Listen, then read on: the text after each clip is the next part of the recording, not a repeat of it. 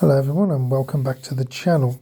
Now I've had to do a voiceover on this video because the wind noise was horrific, so you can't hear anything I'm saying there apart from just the gush of the wind. So this is today's job. We're just doing the garage today because it's so windy. There was no way I was getting up there. I'm not building an extra layer on that tower to do the top. So we're going to go back to that tomorrow. So just for today, we're focusing on the garage, front and back. Got the tower all set up with the outriggers. It's all nice and solid. Do get a bit of protection from the wall, but obviously only not while I'm on the ladder, on the tower I don't. So yeah, we'll be back tomorrow. I'm going to get that side done. The other side's pretty much the same. And then we've got a big section on the front to do. It's not actually a great, massive amount of moss on there, to be honest. It seems to be big clumps dotted about, so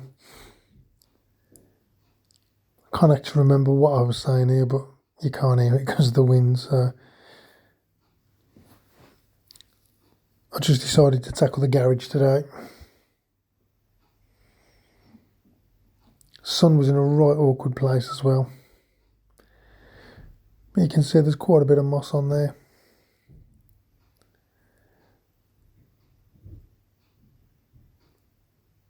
So I'm not going to bother with any music. I just thought I'd talk over, just kind of narrate as I go, and try and explain why I'm doing what I'm doing. I did start scraping with the big scraper head, but it was wasn't as good as brushing it with the brush. I found it came off a lot quicker and a lot easier with the brush. So I just continued to brush it. I think I'll do the rest of the roof, the house roof, with that as well. I'll just put the brush attachment on tomorrow and just brush the lot, and it seems to be coming off. The good thing with the wind today was it was blowing all the excess away for me, so I could definitely see where I'd done. I'm using the GVS Pro 30 again, and that's a Marshall's double-headed scraper holder. I've got a flat scraper on one end and the wire brush on the other, but like I said, the wire brush was much better for today.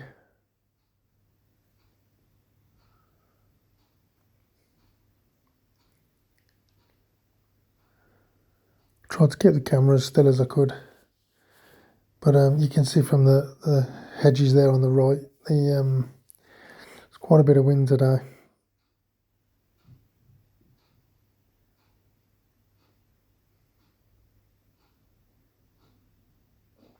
Moss came off quite easy actually. It was, even though we had a lot of rain in the night, it kind of dried out almost.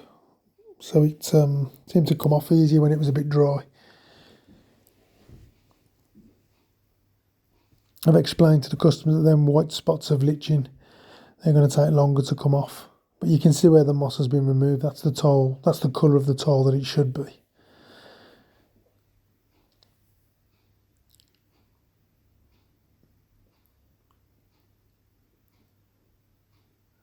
I had a bit of trouble in that top corner because the sun was right in my face. I couldn't actually see what I was doing. But I managed to get it all in the end.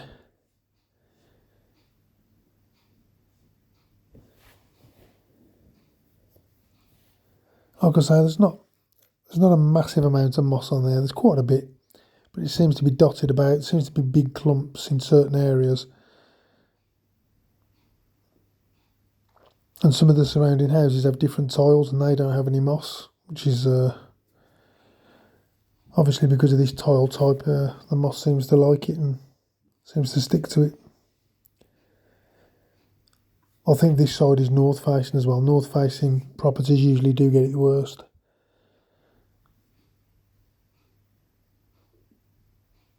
Yeah, it took me quite a while to get into that corner because, like I say, the sun was glaring right in my face. I got no cap with me, no sunglasses or anything, so, and I didn't want to get down and have to move all the tower again, so I just thought I'll just persevere with where I am and we'll go from there. It's my OCD taking over. I try and get every little bit. You'll never get every little bit. There's always some bits you miss somewhere.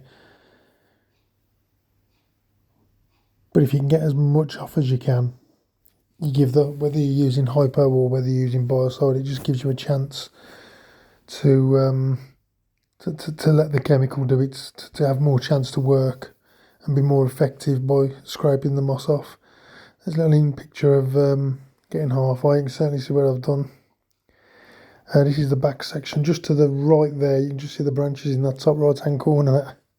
There's a fig tree there and it's constantly in the way, but there wasn't a lot on this back. Like I say, the other side's the north facing, so this back side wasn't too bad at all.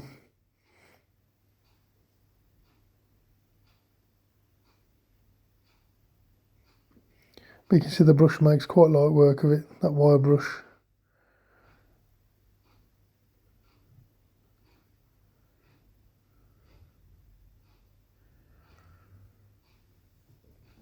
I can normally do these quite quick, to be honest, but I've had a bit of issues with my neck because I've damaged the fluid around 2 of the discs in my neck. I'm waiting for another MRI, and it looks like I might have to have an op to have the discs replaced. But it sounds very harrowing, discs in my neck, but it's not the end of the world. It causes pain and pins and needles down my left arm. I've had it for some time, but yeah, we'll just have to see how it goes with COVID. Everything's a lot slower, isn't it? But it does slow me down a bit sometimes.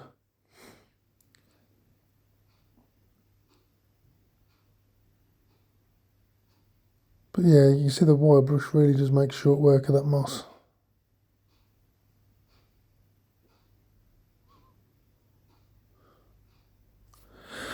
I'd like to take this opportunity to thank everybody that's already subscribed and that continues to support the channel. Thank you very much. It's much appreciated.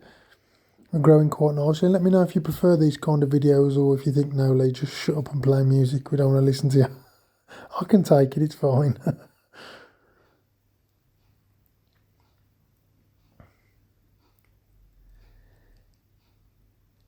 I've got an angle adapter on the end of that pole as well, so I could actually... There is an angle adapter on the actual head as well, but I find if I use the angle adapter on the end of the pole, it just gives me more options for angles and getting into tight spaces. And if I want the brush more upright, I can have it upright. If I want to slant it to get into the edges, I can turn it that way. So it gives me plenty of options for adjustment.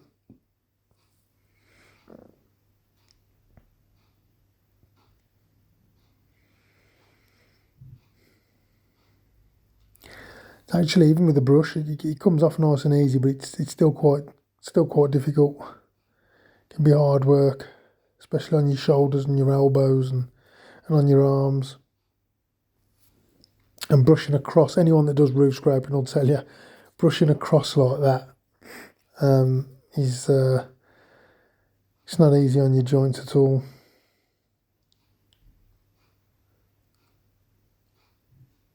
That's quite a good effect then when the sun come out, wasn't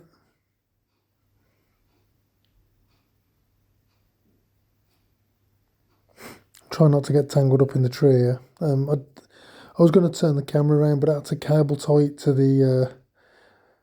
I put the camera on the pole and then I cable tied it to the side. So once we've got everything scraped, we've then got the task of obviously emptying the gutters out. And as you can see, there's quite a bit in there, which has all come obviously off that roof. Some of it's fell on the floor, which I did clean up afterwards.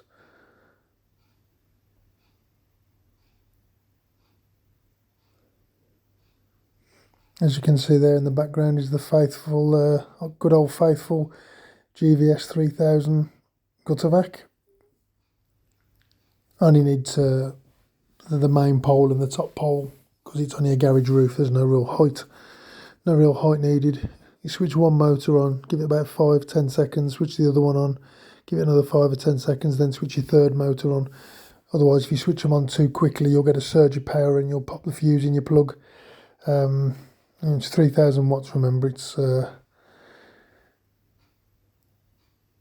as you can see the power of it, it's a great piece of kit, really is.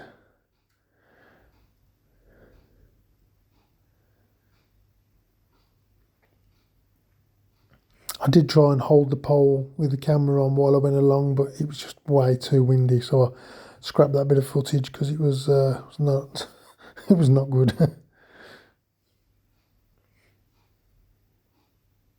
And that's the gulper nozzle that I've put on there, which allows airway to suck up it from each side as well, so you can go straight down on, and it just drags the lot up. Look, it's ever so good.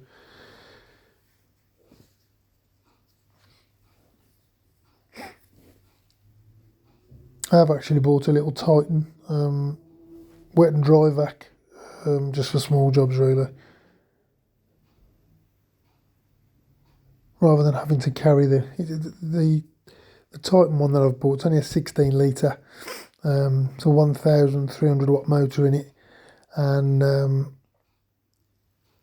it's mainly for when I do drives, if there's any water pooling, rather than having to carry the big vac as well as the jet wash and everything. It just space saving. There you go, the gutters are all cleared out. Once your gutters are all cleared, we can then move on to the soft washing.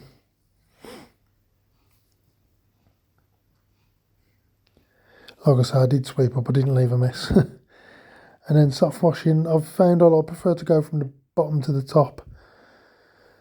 That way I find I don't get any streaks, don't get any striping marks. I get a more even, clean. I've found when I've done it from the top before, it kind of, you get lines where the fluid's running down. You seem to get lines, and I don't know why, it just happens. But I find I don't get that when I go from the bottom to the top, because it's already wet and it's already doing its clean. It doesn't leave any stripe marks. And as you can see, I like to put quite a bit on. I've got surfactant in that, so it's not just all running straight down into the gutter. And then just leave that to dwell. That's the before, and then the after.